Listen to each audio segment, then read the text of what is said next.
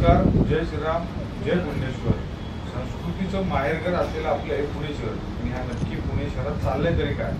दिवाळी 2 दिवसांनी येऊन ठेपलेली आहे, तरी आज पुण्याची शांतता भंग करण्यासाठी काही समाज उद्घटक लोकांनी किंवा समाजात तेढ निर्माण करणाऱ्या लोकांनी आज शनिवारवाडे येथे नमाज पठणाचा कार्यक्रम केलेला आहे.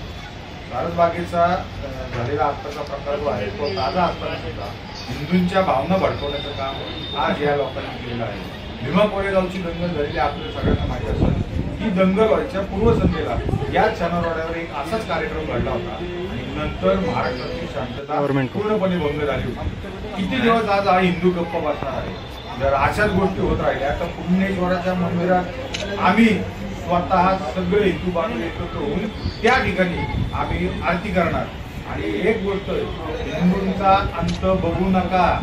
हिंदू जोपर्यंत शांत आहे तोपर्यंत ठीक आहे. ज्यावेळेस हिंदूंचा उद्रेक होईल त्यावेळेस मात्र पळता भोईत होईल.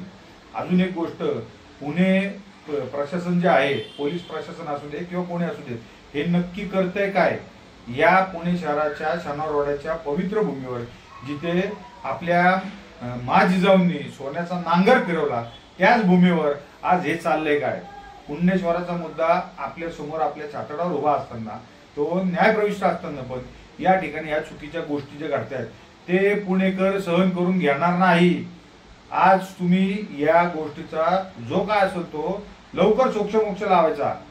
जर अशा ठिकाणी जाऊन तुम्ही जर नमाज पठण करत असतील तर आम्ही पण कुठल्या तरी मशीद मध्ये गणपती बाप्पाचं मंदिर स्थापन करू. जय श्रीराम.